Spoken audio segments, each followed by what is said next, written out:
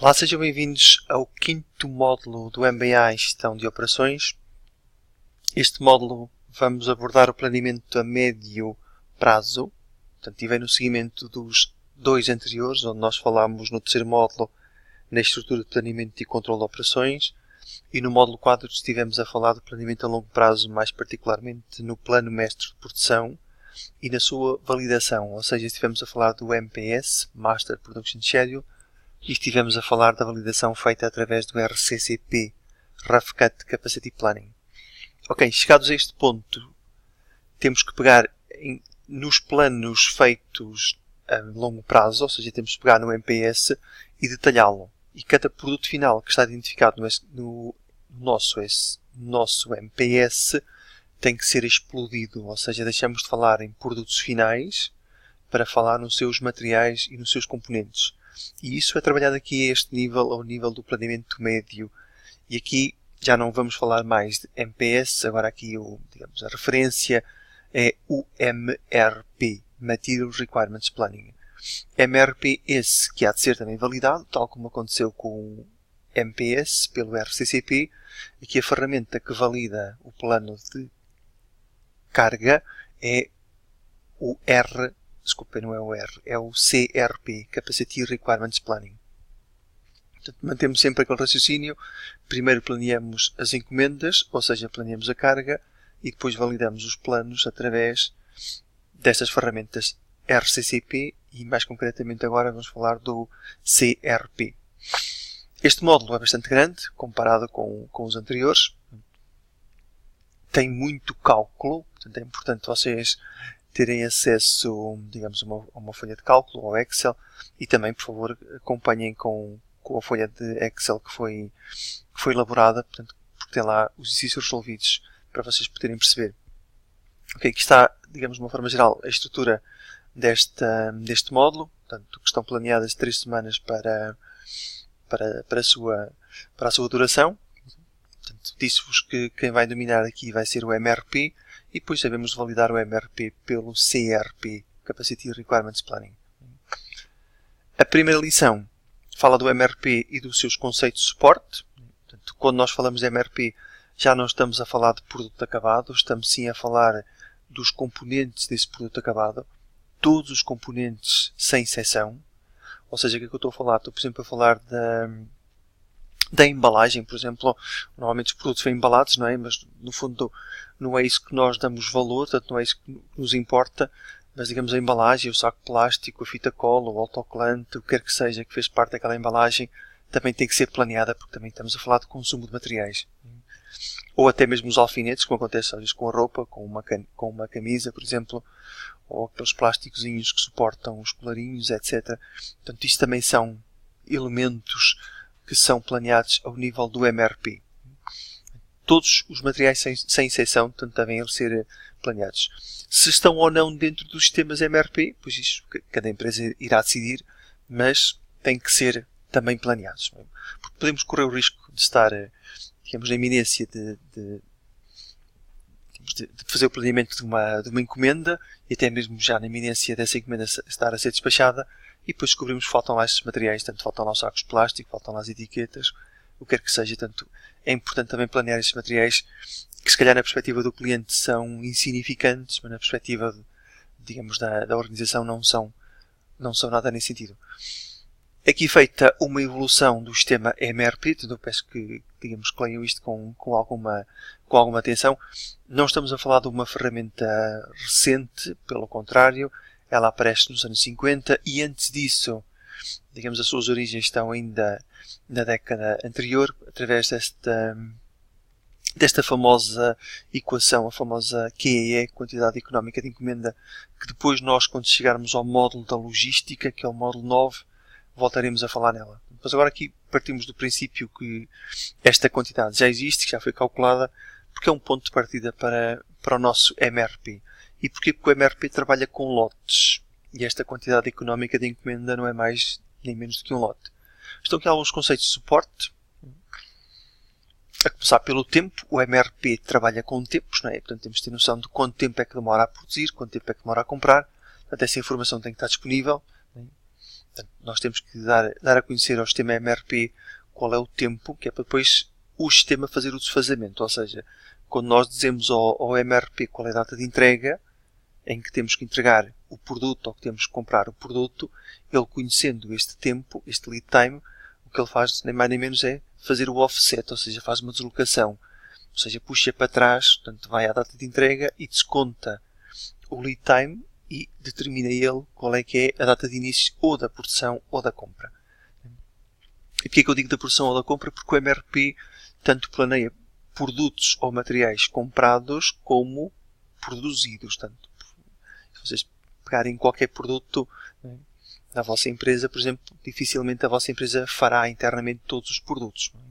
Há bocado, quando eu falava, por exemplo, no exemplo de roupa, de uma camisa, uma empresa de confecção não faz certamente os alfinetes, não faz certamente a caixa de cartão, não faz as etiquetas, etc, etc. E provavelmente não fará nada, provavelmente o que faz é compra tecido, corta tecido, etc, etc.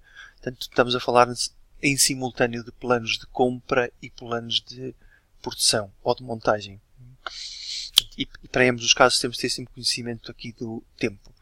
Outro conceito de suporte é o lote, portanto, ao qual está associada aquela quantidade económica de encomenda. Deixo aqui algumas questões que eu espero que vocês olhem para elas com atenção e caso houver dúvidas, por favor, pois vamos debater isso quando nos encontrarmos. Um conceito fundamental ao MRP, que é o conceito da lista de materiais ou Bill of Materials. Ou seja, ao bocado disso, quando saímos do MPS para o MRP, temos que explodir o produto final nos seus componentes. Essa explosão é feita com base nesta lista de materiais, ou na Bill of Materials. Outro conceito é o conceito de trabalho em processo, ou Work in Process. O MRP é excelente neste domínio. O conceito de estoque de segurança, que também havemos de voltar a ele quando chegarmos ao módulo 9. Portanto, aqui não vamos calcular estoque de segurança, aqui vamos trabalhar com ele. E depois lá para a frente iremos ver como é que ele é calculado. Mais conceito de suporte, que eu deixo aqui à vossa consideração. Está aqui aquela questão que eu falava mesmo mais antes, de fazermos o desfazamento, fazer o offset do tempo. Portanto, sabendo a data de entrega, puxamos para trás o tempo e conseguimos identificar facilmente a data de início, que pode ser a data de compra ou a data de produção. Conceitos associados ao lote. O lote por lote é fazer simplesmente quanto o cliente quer. Portanto, é um lote estava lá à procura. Podemos ter noção de um lote económico, a famosa QE, ou então calcular lotes em função de outros parâmetros, como pode ser o custo total mínimo, ou um custo total unitário. Nós não nos vamos perder, digamos, na discussão destes aspectos, ou vamos trabalhar com lotes fixos, ou vamos trabalhar com lotes variáveis. Portanto, depois como é que eles são calculados, deixamos isso para, digamos, para outras guerras, não nesta fase. Aqui está um exemplo do que é que pode ser uma Bill of Materials. É muito importante este conceito na lógica do MRP. Eu não conheço melhor sistema do que o MRP para gerir lista de materiais. Portanto, ele é muito poderoso neste sentido. Uma Bill of Materials tem regras, a começar pela identificação dos níveis. Portanto, há uma convenção que identifica o produto final como sendo o nível 0 e depois vamos contando a partir daí. Portanto, neste caso em particular, estamos a ver uma Bill of Materials com 3 níveis. Ou seja, o nível 0 é o nível do produto acabado e depois tem abaixo do nível 0, ou seja, abaixo do produto acabado, estes 3 níveis. Também se define por norma, e também é uma convenção, e esta faz sentido. Ou seja, tem uma explicação. O nível 0 é entendido como procura independente e todos os níveis abaixo do nível 0, ou seja, do 1 até ao nível N, são todos procura dependente. E porquê é que se diz dependente? Porque se vocês pegarem qualquer componente que está aqui, por exemplo, o raio R80, ele depende deste componente G221, por sua vez também depende do G22, que por sua vez também depende do TTG2. Ou seja, estão todos dependentes de alguma coisa. Ou seja, todos eles têm um pai, todos eles têm filhos, etc, etc. Ou seja, há aqui uma relação de dependência muito forte. Mas quando chegamos ao produto final, essa dependência já não existe. Por isso é que se chama procura independente. Portanto, fica aqui em aberto este conceito. É mais do que isto, mas depois falaremos. Está aqui o exemplo de uma outra Bill of Materials. O que é uma BOM? Não é mais nem menos do que uma base de dados. portanto, onde identificamos todos os componentes de um produto, sejam eles do produto propriamente dito, sejam eles da embalagem, sejam eles, por exemplo, imaginem, por exemplo, no caso da produção de produtos alimentares, que às vezes é preciso pôr manteiga na forma para o bolo não agarrar, né? Então, essa manteiga que vamos pôr na forma também faz parte da bill of materials, ou seja, todos aqueles materiais auxiliares, né? Como cola, marcadores para marcar o sítio onde vamos fazer o corte, tudo isso são elementos da bill of materials. Tá? Então aqui há alguns exemplos. Aqui está a explicação do conceito de programação em avanço e programação em atraso. A lógica MRP trabalha só com a programação em atraso, ou seja, o esquema que está aí abaixo. Depois devemos discutir isto porque tem as duas vantagens e desvantagens, mas o MRP só me oferece esta modalidade que em teoria, apenas e só em teoria, nos parece ser a mais vantajosa. Está aqui um exemplo do que pode ser a programação em atraso. Portanto, é feito o offset do lead time. Portanto, sabendo nós que o produto A é para entregar na semana 8, sabendo nós também que ele tem a duração de uma semana, portanto, puxamos atrás o tempo e o que é que nós dizemos? Que vamos iniciar a montagem do produto A na semana 7 para que na semana 8 esteja pronta e fazemos isso para todos os produtos, ou seja, da data de entrega do produto final até ao momento em que vamos iniciar a compra do primeiro componente, que neste caso é o componente G, que vamos iniciar na semana 1. Aqui é um confronto entre as duas abordagens, a programação em avanço e a programação em atraso. Depois eu deixo para explicar este conceito. Portanto, fica aí já algumas ideias. Aqui é o enquadramento do sistema MRP em toda a estrutura de planeamento e controle de operações. Portanto, já podemos aqui ver o MRP. Temos a transição do médio para o curto prazo, os seus inputs e outputs. A explosão do plano mestre de produção. Desculpa, a explosão do plano agregado no plano mestre de produção e depois fazemos o mesmo aqui para o MRP. Para percebermos aqui os inputs e os outputs. E já conseguimos identificar aqui do lado esquerdo a lista de materiais e aqui do lado direito, digamos, um registro dos stocks do que temos neste momento. Normalmente designa-se isto também como o status do inventário. Inputs e outputs agora com mais detalhe.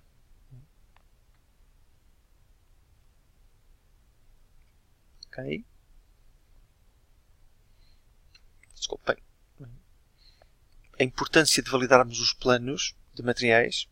Portanto, do MRP nascem necessidades líquidas.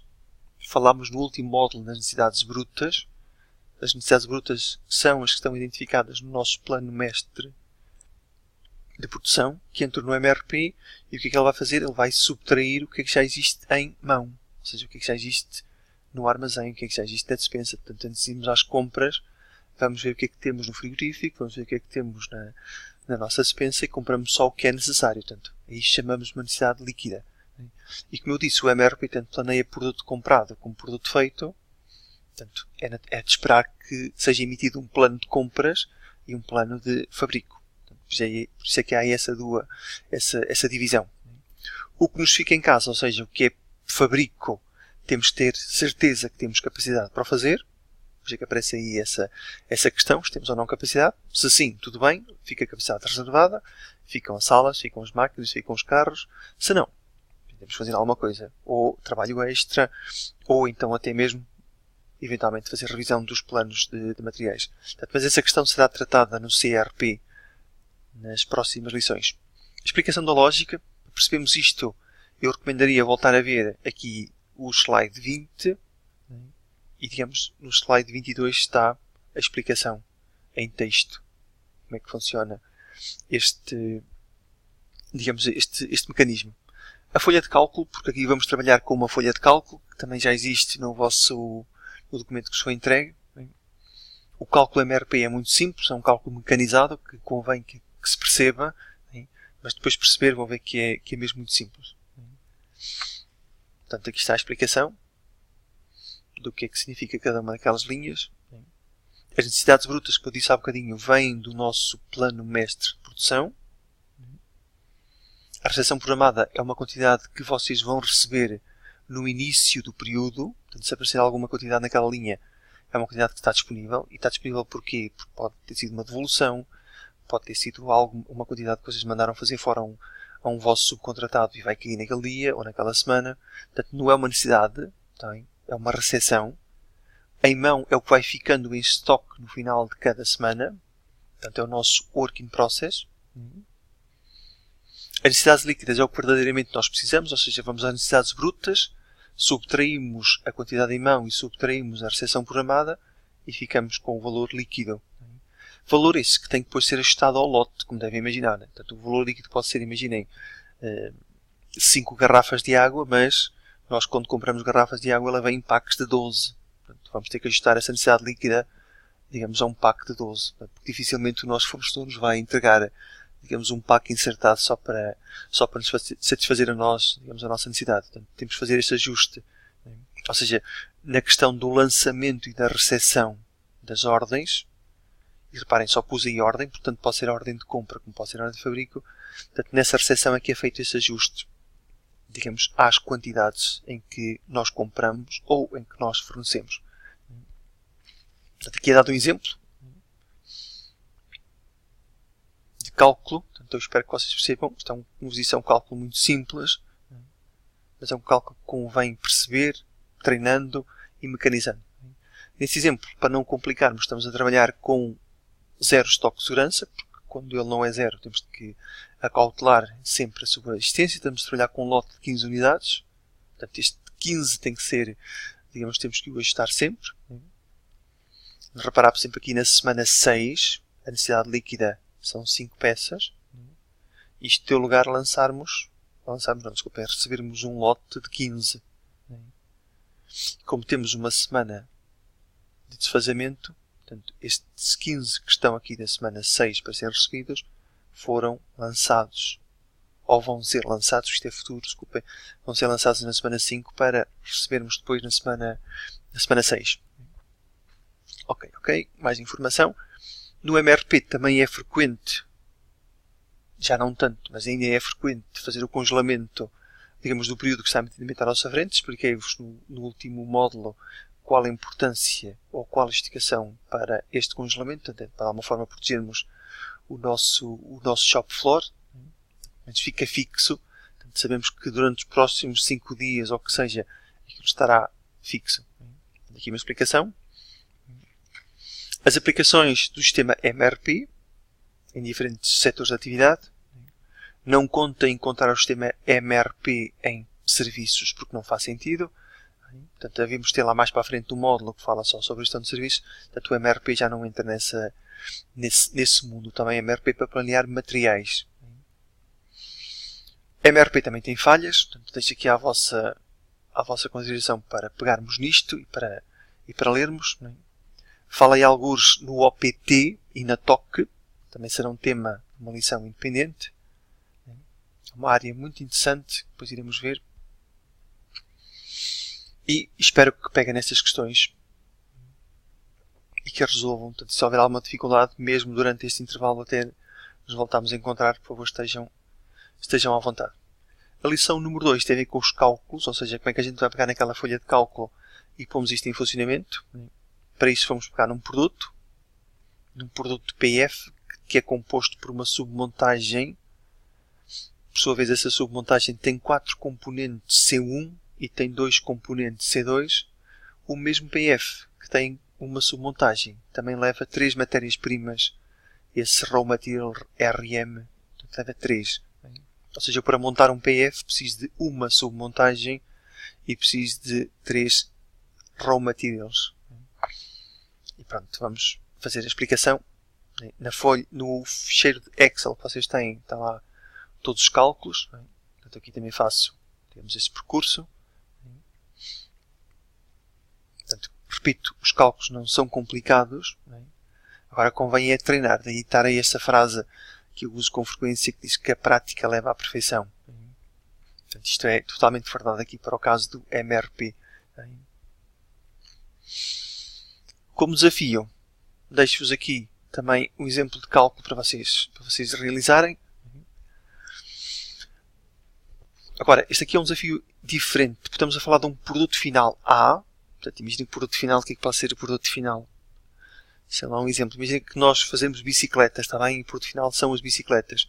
Mas também vendemos para a concorrência o quadro.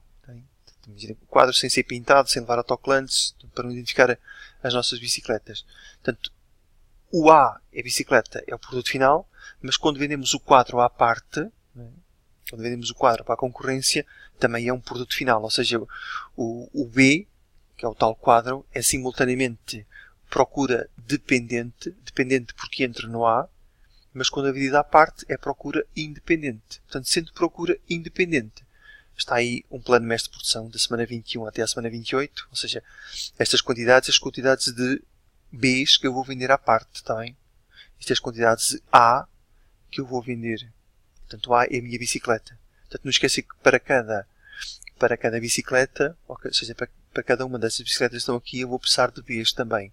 Portanto, eu vou ter que fazer uma agregação, juntar os Bs que vendo para fora e juntar os Bs que eu vou utilizar na produção do A. Portanto, cá está aqui digamos, a Bill of Materials. Aqui o B faz parte do A. Portanto, para fazer um A preciso de um B, para fazer um A preciso de 2 Cs, para fazer um C preciso de um D, para fazer um C preciso de 3 Es. Portanto, mas no caso concreto, o nosso B tanto é vendido para fora como é incorporado no A. Portanto, daí aquela tal necessidade de fazermos uma agregação, ou seja, temos que somar as necessidades de A e as necessidades de B vendido à parte. Nesse exemplo diz aqui que não há recepção programada, ou seja, não estamos a contar receber nada durante as semanas que estão aqui identificadas. E pronto, tem um desafio interessante. Ok, está vencido a questão do MRP, sabemos o que é, sabemos cálculos. Vamos agora para a parte da validação do plano de materiais, que é feita aqui através do CRP. O CRP comparado com o RCCP que falámos no módulo anterior é muito mais complexo. Mas também fará algum sentido porque à medida que vamos baixando de nível, ou seja, à medida que nos aproximamos da data de entrega, portanto, a exatidão da informação tem que ser muito maior. Já não estamos a trabalhar com previsões. Eu não falei disto no início, mas fica este ponto aqui assente. O MRP não trabalha com previsões. Depois explicarei-vos porquê.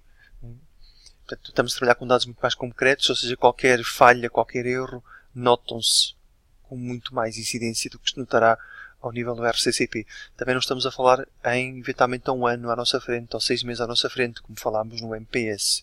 Estamos a falar, se calhar, a 3, 4 semanas, e já é capaz de ser muito. Portanto, daí, quando eu te dito que qualquer erro que se cometa tem logo, digamos, o impacto, nota-se com muito mais facilidade. Aqui uma comparação. O que é capacidade, o que é carga, só para lembrar estes dois conceitos. Portanto, deixo-vos aqui. Também está aqui um outro esquema que também ajuda. Portanto, não adianta muito estar aqui a abrir muito esta torneira, ou seja, deixar cair encomendas, e depois nós não temos, digamos, na nossa fábrica, onde quer que seja, capacidade. O que é que vai acontecer aqui? O trabalho em processo, o work in process, vai aumentando e vai chegar a um ponto que começa a verter. O que é que significa isso em termos práticos? O verter é falharmos as encomendas. E também porque conseguimos facilmente deduzir uma coisa que é, quanto maior a quantidade de work in process, quanto maior as encomendas que nós temos ali para o nosso sistema, maior também será o tempo, logo maior também será o custo, logo maiores também serão os erros, etc, etc. Portanto, não há grande vantagem em termos de torneira completamente aberta na parte de cima e depois a parte de baixo não conseguir dar vazão. Ok. Isto é o que pode resultar de um output do MRP. Portanto, o MRP é completamente insensível à capacidade. Ele só olha para o material. Só se preocupa em ter o material certo no momento certo. Por isso é que eu depois preciso de um auxiliar, que a gente chama CRP, para vir aqui dar uma mão. Portanto, veja, isto pode ser resultado do output do nosso MRP, portanto, do perfil de carga para uma máquina qualquer. E vemos aqui claramente que temos aqui 3 semanas em que estamos a atribuir muito mais carga do que aquela máquina ou que aquele centro de trabalho consegue acumular. Portanto, temos de tomar aqui decisões. Eventualmente, na semana 2, antecipar a produção para a semana 1, se possível, ou mexemos na capacidade. Trabalhando mais um turno, trabalhando mais horas. Não sendo possível aí, vamos tentar mexer na carga, que eventualmente é fazer ou empurrando para a frente, se isto não tiver um impacto muito grave no cliente, ou então fazendo outsourcing. Portanto, isso é uma decisão que iremos ver lá mais para a frente. Ok. Portanto, está aqui um bocado a explicação do que é que pode ser feito. Não necessariamente com base naqueles elementos que estavam ali atrás, mas pronto, são estratégias, está bem? Esta estratégia de fazer mais tarde, né, portanto, empurrar a produção para a frente mais tarde, né, pode ter impactos muito grandes. Portanto, o cliente poderá não ficar nada satisfeito. Ok, explicação dos inputs e os outputs. O CRP é muito mais complexo do que é um sistema MRP. Praticamente todas as empresas que eu conheço na área industrial utilizam MRP, mas depois quando chega à questão de validação dos seus planos, é tudo muito informal, ou seja, o uso do CRP é mesmo muito reduzido. Não só porque é preciso ter dados mais atualizados, mas também porque o esforço computacional é gigantesco. Portanto, há várias explicações. Tenho a dizer o que é que pode ser um perfil de carga. Ou seja, esta carga toda que foi atribuída a esta máquina neste dia pode ser resultante de uma só encomenda ou de várias, como é o caso que está aqui. Ou seja, vários produtos que se cruzam naquela máquina ou várias encomendas que se cruzam naquela máquina. Notas finais.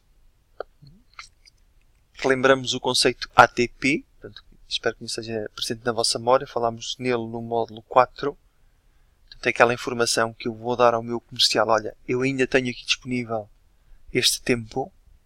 Portanto, vê se me consegues arranjar encomendas para ocupar isto. Ou então vou dizer ao meu departamento de recursos humanos, olha, temos aqui estas horas de folga. Portanto, provavelmente vamos planear aqui uma ação de formação ou vamos falar com a manutenção para que possam intervir nas máquinas. Portanto, é um ATP. Portanto, digamos, um tempo disponível. Questões que eu espero que também resolvam. Se houver alguma dificuldade, por favor, tomem nota. E vamos para a lição número 4. Que tem a ver com os cálculos. Portanto, aqui as coisas já vão complicar mais. Enquanto que o MRP, digamos, é um cálculo que se mecaniza, que se memoriza.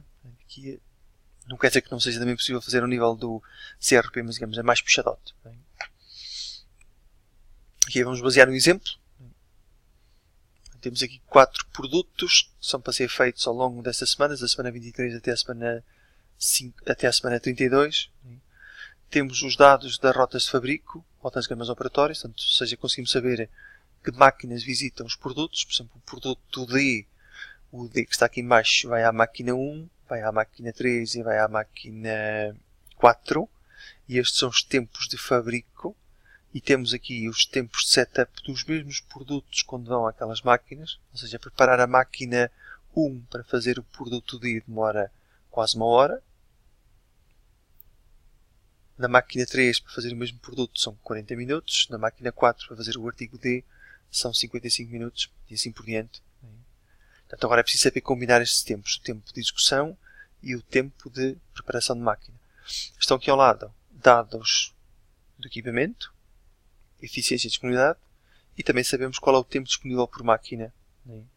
Este tempo pode parecer um exagero, mas peço que considerem que provavelmente esta máquina, que não é só uma, são 2, são 3, tanto é o que for necessário, ou tem mais que uma pessoa. O que é que também sabemos?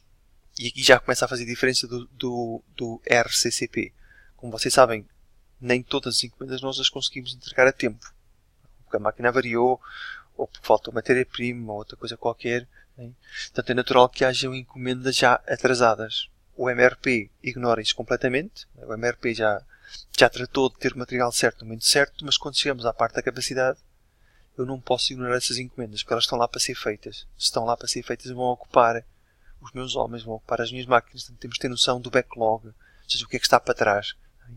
Nesse caso em concreto, a máquina 3 está com um atraso de 1700 minutos, ou seja, digamos, vamos admitir que hoje é sexta-feira da semana 22, portanto o planeamento que temos aí é para a semana 23 em diante, portanto estes 1700 minutos estão à espera de mim.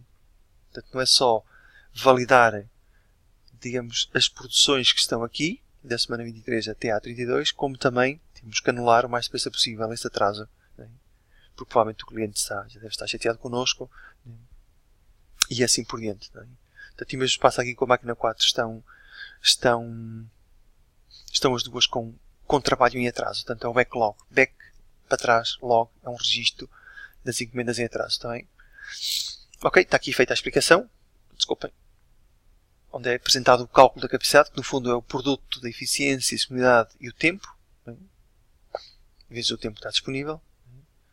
E pronto, depois uma série de explicações por aqui, que eu peço mesmo para vocês dediquem tempo e percebam, e se houver dúvidas, por favor, falem também.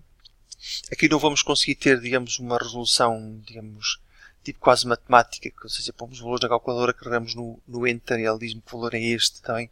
Ou seja, aqui os resultados podem variar, porque uns podem optar por fazer o backlog, anular o backlog o mais depressa possível, outros podem optar por ir, digamos, anulando o backlog semana a semana, portanto vamos vendo, né? E também em função da carga que vamos atribuindo às máquinas, portanto, uns podem optar, sei lá, por 98 de ocupação, outros podem optar por 95, portanto, isso vai obviamente influenciar o resultado final, não vamos ter todos no final o mesmo resultado, tá bem? Portanto, mas também não vai ser por aí que as coisas se vão complicar. Ok, então aqui os resultados.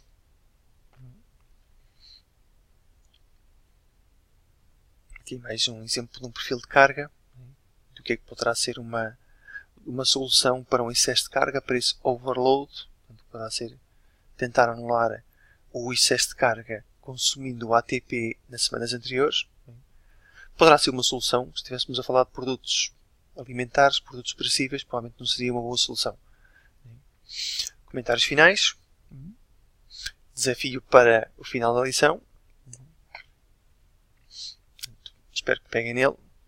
E esta última lição, portanto, faz ou traça a evolução dos sistemas MRP, que nasceram nos anos 60, até ao ERP, ou Enterprise Resource Planning, que aparece em força a partir dos anos 90 do século passado. Praticamente todos os softwares que nós encontramos aí fora no mercado são sistemas ERP, e muitos deles já não fazem só a gestão do Enterprise, fazem também a gestão da supply chain, ou seja, a gestão da cadeia. Mas o supply chain será um módulo para nós tratarmos à parte. Aqui ficamos só com a gestão do negócio da empresa como um todo, ou seja, vamos só até ao nosso ERP. Agora, não importa quanto novo ou quanto velho é o sistema ERP, se nós formos lá dentro procurar quem é que faz o planeamento de materiais, está lá o MRP. Nesse aspecto ele não mudou nada. É exatamente o mesmo, o raciocínio é exatamente o mesmo, o CRP é exatamente o mesmo. Portanto, o que tem à volta dele uma série de outros módulos que os iniciais não tinham, como devem imaginar, módulo de compras, módulo de produção, o módulo de ligação à internet, etc, etc. Ou seja, uma panóplia enorme de aplicações que foram surgindo. Bem, entre o MRP e o ERP apareceram evoluções intermédias, como o caso do MRP 1.5, que eu não faço referência, do MRP 2, nos anos 80, ou seja, quando começou a aparecer, digamos, praticamente as principais software houses aparecem por volta dessa altura. A SAP é dos anos 70, mas, por exemplo, MG Pro e assim por diante, uma série de outras aparecem a partir dos anos 80.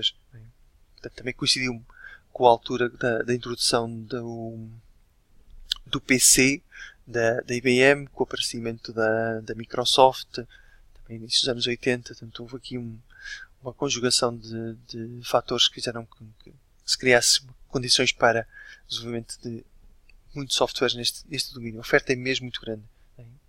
Então, aqui há alguns modos típicos no sistema MRP2, e ainda não estamos a falar do ERP. Portanto, o que é que este sistema faz? Já não gera só os materiais, já estamos a gerir a produção. Que aquele M já não é materiais, é manufacturing. E pronto, depois daqui até o ERP foi um saltinho. Portanto, eu costumo dizer, portanto, foi uma evolução mais que natural, mais que esperada, começou a aparecer a internet, etc, etc. Portanto, e o termo foi apresentado pela primeira vez por uma entidade muito respeitada nesta área da gestão de operações, gestão industrial, que é o Gartner Group. É uma consultora e também uma unidade de investigação muito respeitada. Portanto, se tiverem hipótese, não deixem de dar uma vista de olhos ao site deles. Eles vendem os relatórios deles a um preço assustador. Portanto, mas é o negócio deles, estão muito respeitados mesmo. E foram eles que cunharam o termo ERP.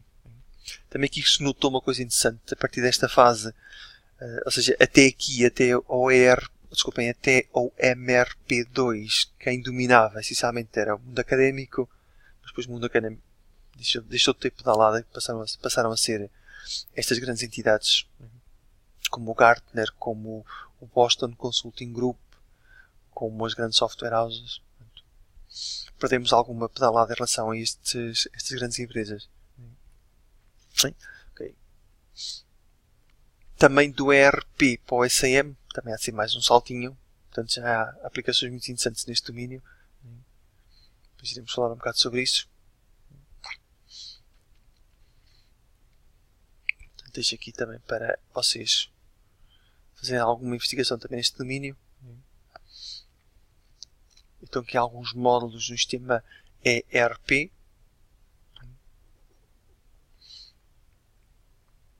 E algumas software houses. Não estão cá todas, digamos, estão provavelmente as mais conhecidas. Isto é um negócio muito apetecível. A própria Microsoft já lá está. A SAP está aí logo em primeiro lugar. É provavelmente a mais valiosa neste domínio, mas não era a SAP que eu queria dizer. A própria Google também está interessada neste negócio. Existem hoje em dia muitas aplicações que estão na cloud. Está aí softwares muito interessantes. Está um exemplo aí em baixo, Cloud ERP. Espero que investiguem, que tragam coisas interessantes também para depois partilharmos. Como eu vos disse, eu também estou aqui para aprender com vocês. Portanto, e deixo os desafios finais. E faço uma pergunta que não falei até agora em lado nenhum, que tem a ver com este Warehouse Management System. Portanto, é para também fazer alguma investigação. Vou encontrar coisas interessantes, certamente. Ok, e aqui estão 5 lições a correr em 30 e poucos minutos, que para vocês vai representar 3 semanas de trabalho. Portanto, por favor, dediquem-se, não deixem acumular, não guardem tudo só para a sessão de contacto, porque não será suficiente. E tragam-me dúvidas, portanto, tragam desafios também.